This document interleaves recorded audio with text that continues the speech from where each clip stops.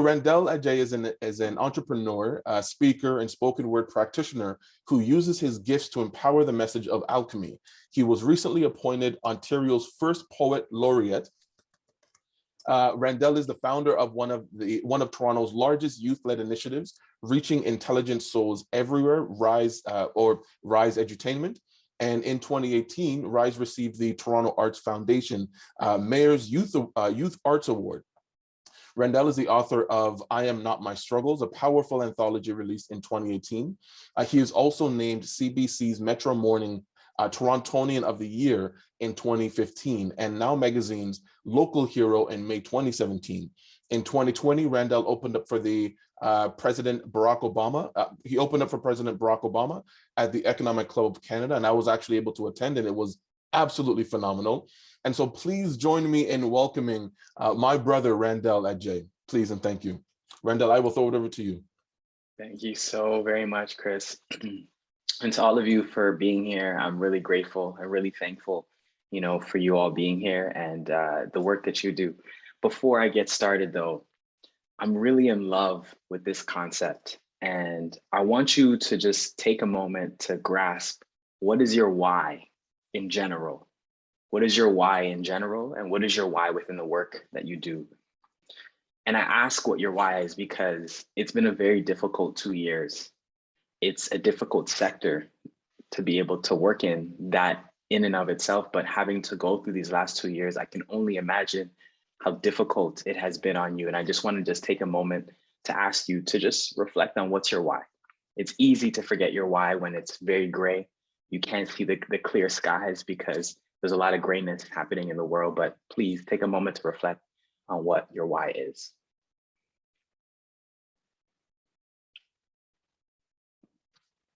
Okay. And so for me, the presentation that I wanted to present here today was called The Audacity to Dream in the Face of Adversity, #immigration. There's a lot of adversity that we all have to go through.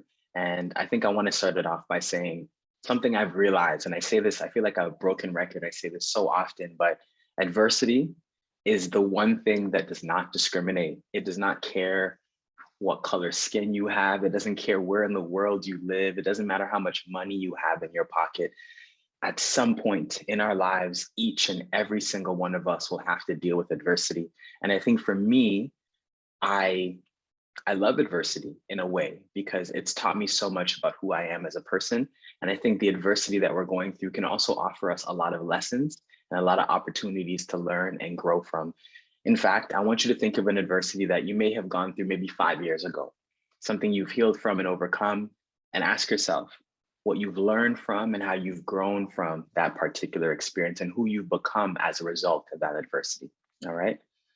On that note, to whom much is given, much is required.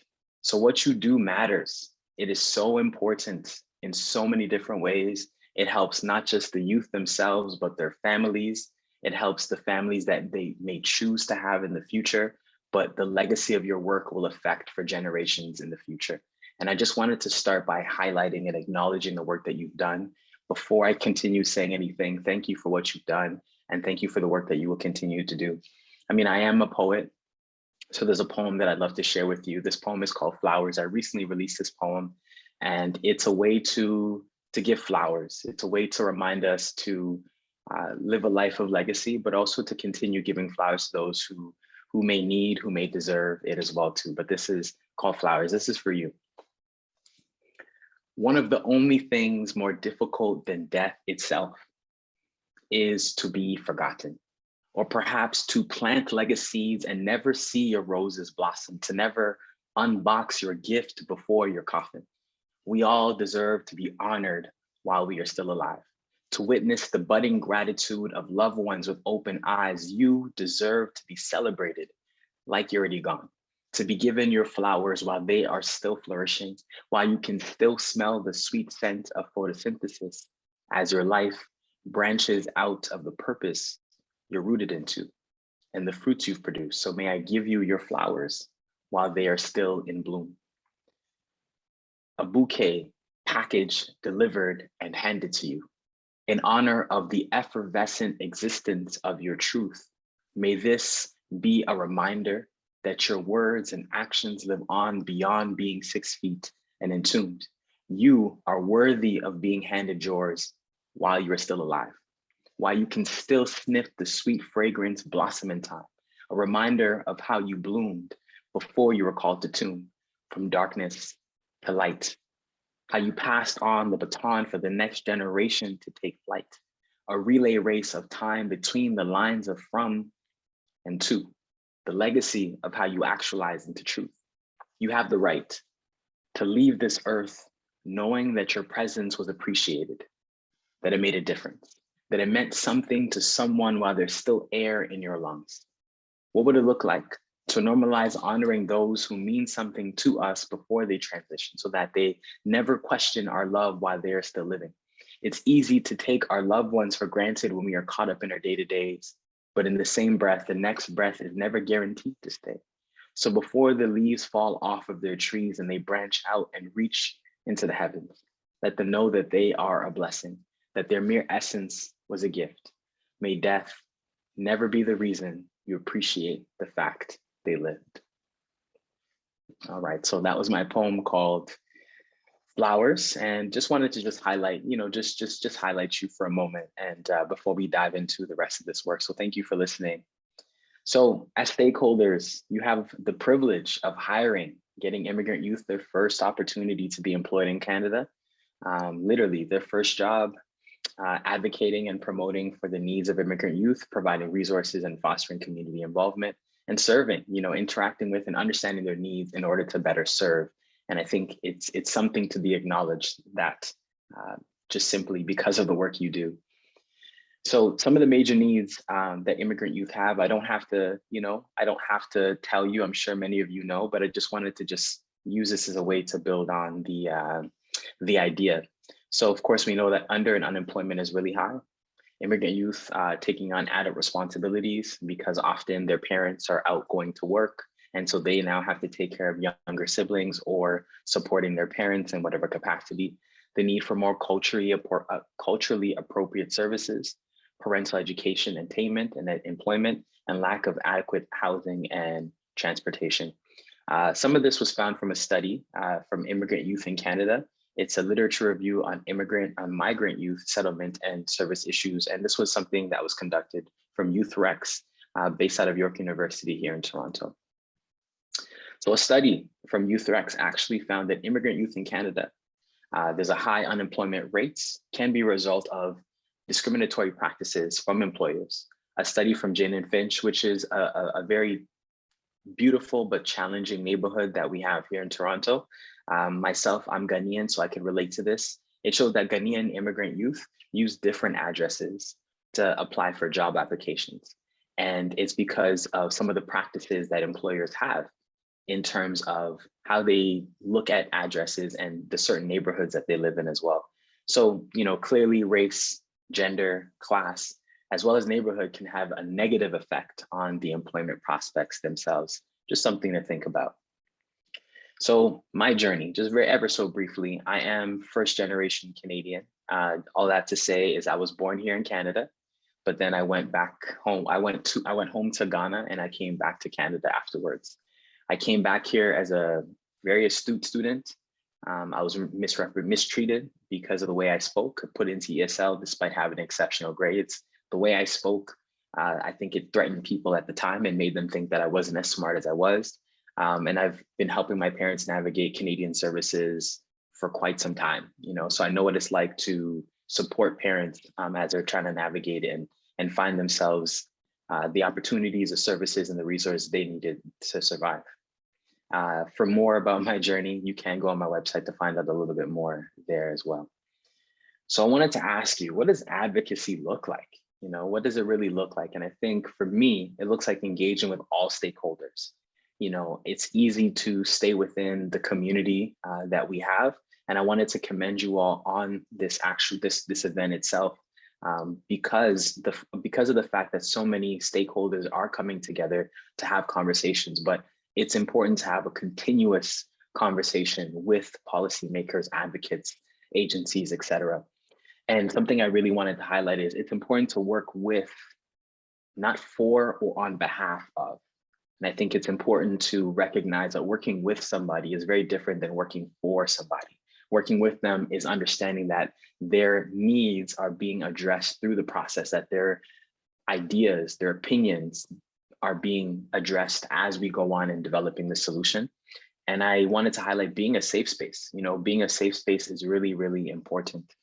Being a safe space is something that I've been grappling with for quite some time. We talk a lot about creating safe spaces that are physical spaces that youth can go to. But what does it look like to really be able to be a safe space that youth can come to us and share some of their needs? Youth can come to us and share some of the issues that they're dealing with. Youth can come to us just to talk and be authentic and genuine about how they feel and where they are at a particular point in time. And for me, a big part of doing so, a big part of advocacy is having the growth mindset. In a growth mindset, people believe that their most basic abilities can be developed through dedication and hard work. Brains and talent are just the starting point. The view creates a love of learning and a resilience that is essential for great accomplishment. Growth mindset describes a way of viewing challenges and setbacks. People who have the growth mindset often believe that even if they struggle with certain skills, their abilities aren't set in stone. They think that with work, their skills can actually improve over time. And I think the growth mindset is something that is really important on all levels. It's something that I look at because of the ways in which we look at problems. We look at problems often as just problems. What I believe is that some of the problems and the adversities that we go through really have something to teach us. They have a lot to help us understand about the issues, the people who are affected by it, the people who even benefit from some of the challenges we're looking to support as well too. So highly recommended. If you are not familiar with the growth mindset, this is a concept that was developed by an author and a PhD professor named Carol Dweck. And she wrote this book and something that I go back to very quite often. I think I've read it 4 times at this point, but I highly recommend the book. So we talk about employment, but I think when we think of employment, I think it's also important to think of the whole child. And the whole child, this is a photo from some of the work that I do at RISE, but I think about the whole child as, you know, from mental health services to social and emotional development, cognitive development, in different ways that we can really support them. I do think it's great that we can help them get the opportunity to be employed, but I think it goes even before being employed. Can we get them to be whole people? Even during their employment, can we continue to support them? Because as we all know, employment isn't the end all be all. It definitely does help, but also looking at the immigrant youth and the youth that we're looking to work with as whole beings and whole individuals, I think is quite important. So there's an activity that I would really love to share with you, whether you are a stakeholder or whether you're a stakeholder, you support youth, whatever aspect. This is an activity that I really, really love. And I wanted to just say this is something would be really helpful for you to take an opportunity to assess within yourself. But I think this might be a great activity for any youth that you're working with on a one-to-one basis, even on in a group basis. This is a great way for them to kind of better understand themselves, and even for you to get a better sense of who they are, where they sit, where they stand at the same time. So of course, we start with the roots, which essentially relate to the core values. It comes down to what are the values that they have as people? What are the values that they have honed on to that really represent who they are, that define them, that identify the way they approach the world? And I throw that question back to you. What are your core values? What are the core values that really allow you to be in this position and do the work that you do? What has brought you here to do this work? Kind of going back to what is your why in the very beginning. Then we go to the trunk, which are the core life experiences. What are the experiences some of the youth have actually gone through? What are the experiences that they may have navigated, that they may have overcome, that they're currently still going through? This can be both positive and negative. But I appreciate the trunk because, as we know, the trunk of the tree is the biggest part of the tree. And the trunk really is what allows them to be who they are, because those are the things that have really shaped them to be where they are. And then we move to the branches, of course, which is the hopes and dreams. What hopes and dreams do these youth have? What are they trying to accomplish?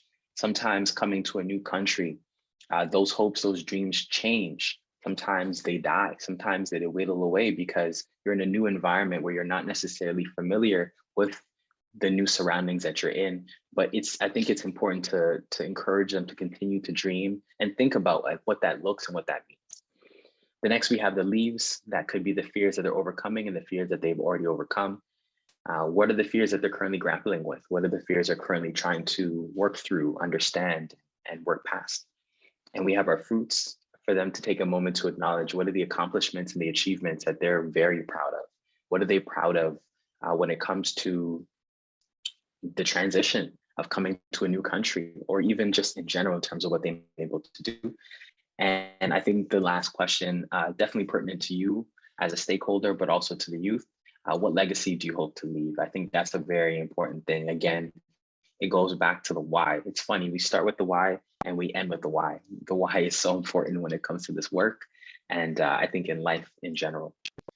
So how do we embrace change? You know, being unafraid to ask questions is huge. Taking the time to ask the right questions to better understand the problem, to fall in love with the problem, you know, that we're trying to embrace. Accepting uncertainty. I think that's something over the last 2 years we've all learned to accept uncertainty to some extent in whatever capacity we were able to. The value of a pivot, understanding that we may create a path or a certain path, but that may need to be changed given the changes that come. Learning from failures, building positive relationships and positive identity, doing more with less, thinking outside the box, I think are really, really great ways to embrace the change that we're currently going through. So there's a very beautiful, beautiful quote that I love. It says, equality is giving everyone a pair of shoes, whereas equity is giving everyone a pair of shoes that fit. It's from an unknown person, but I want to just talk about this quote for a very quick second. It's easy to say that giving someone a job is a success, and I think for immigrant youth, for many, I would agree. I think youth, I would agree. But is it possible to really better understand them? Is it possible to better understand their needs, their hopes, their dreams, their core values, their why, in order to really be able to give them something that is best fitting for them? And it's something that I learned over my years of doing this work with youth is we can say that we're being equal by providing them a pair of shoes in this example, but I think it's easier to give them a pair of shoes that fit after knowing what their size is, after knowing what kind of shoes they like, after knowing what it is that they're really working towards. I think those are the things that really help drive change. It helps us see some of the solutions that we're creating if anything, in the best possible way. I was going to share a story, but I think I'm going to leave the story out ever so slightly. Equity means we have to do the work. It's the research, asking questions, being a sponge to correctly apply this knowledge in the appropriate spaces necessarily. We can't make any assumptions about how it should be, and we can't be afraid to ask questions. It's really, really important. And then I talk about youth voice. Youth voice for me has been a really important thing. I heard this mentioned earlier from Chris, Beth, I believe, talking about youth voice. Yesterday was about youth voice. Yesterday was where youth were able to advocate on their own behalf and on behalf of others to share what it means to be in the position that they're in and what kind of services and supports can really help them.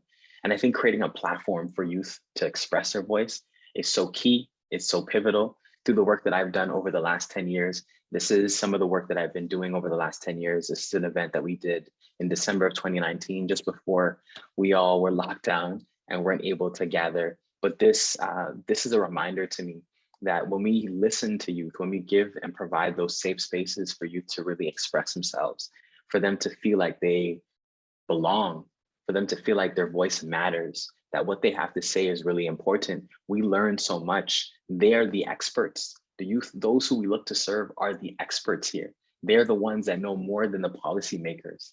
They're the ones that know more than even some of the agencies that we work with or for. But the youth are the ones that really have so much to teach us, so much to offer us as we continue to do this work.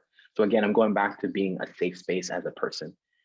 Being a safe space as a person, again, is a space where people can feel genuine, authentic, and whole around you. that they don't feel intimidated or vulnerable, that in their vulnerability, they can still be open to express who they are and what they've done.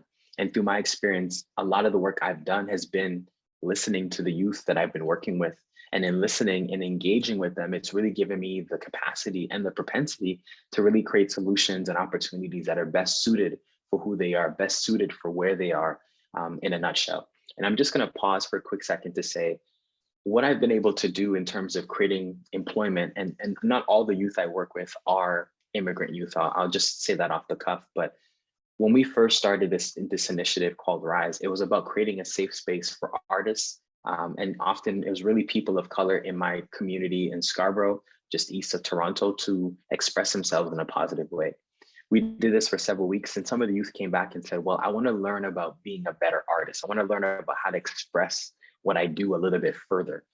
And we said, okay, we work with the city. We created some programs, some opportunities, and some mentorship opportunities for them.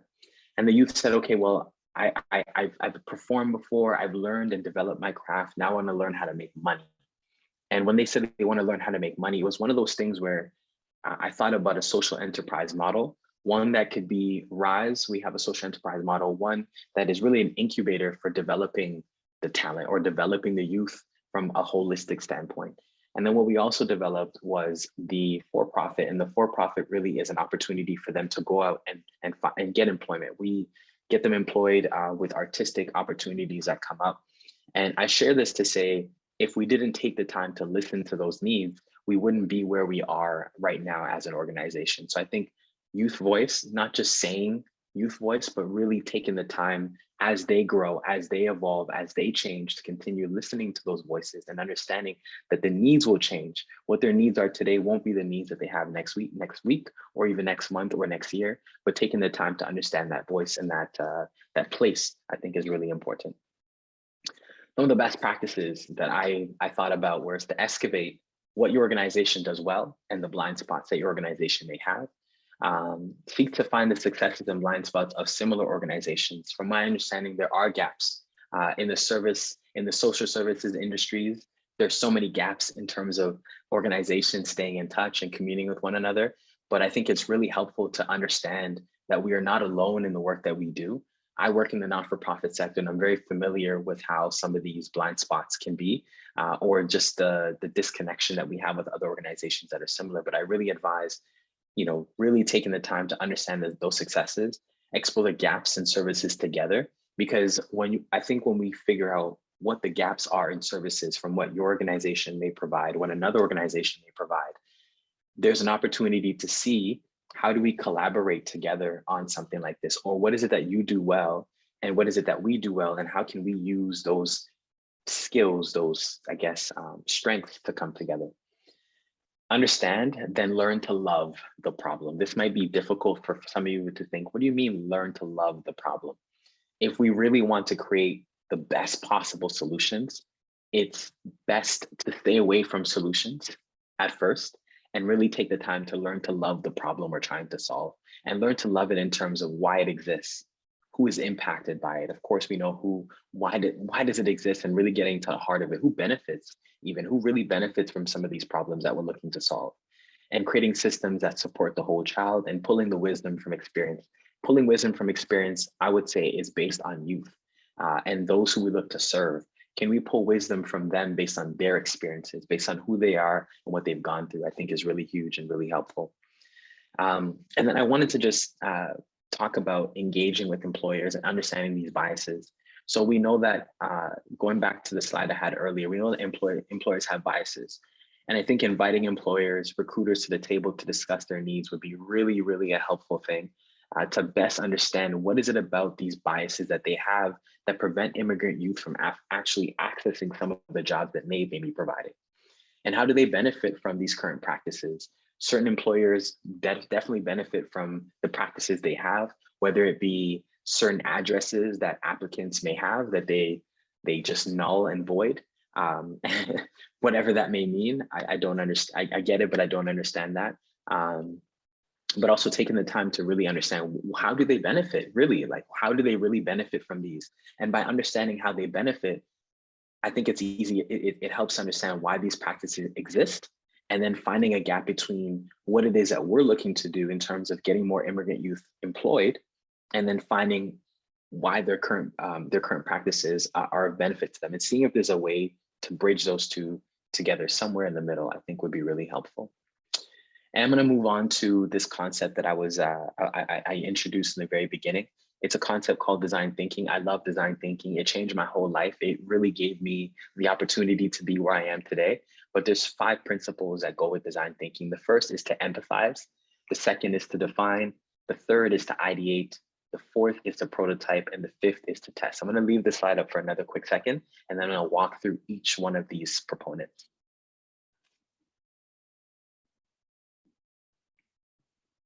So first, we empathize.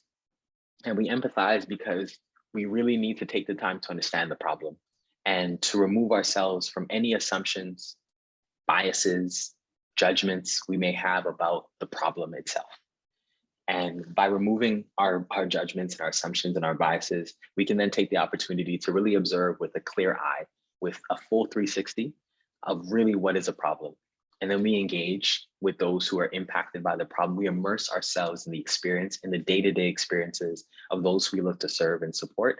And we identify the problem and pain point. And at first, we just identify. We just identify by empathizing and doing these 4 steps. We get to the place of identifying the problem, not really defining, but we identify it. So next, we do define. We take the time to define what the problem is. And in taking the time to define what the problem is, I think that's what really helps mitigate. It's what really helps allow us to think about what the next steps can be. So we have to define, like really define the problem. We identified the problem. We spoke with those who are impacted by the problem. We spoke with those who benefit from the problem. I'm sure many of you know that there are actually people that benefit from youth unemployment. And unfortunate as that is, it's really great to get a better sense of why, so that we can define the problem as clearly as possible.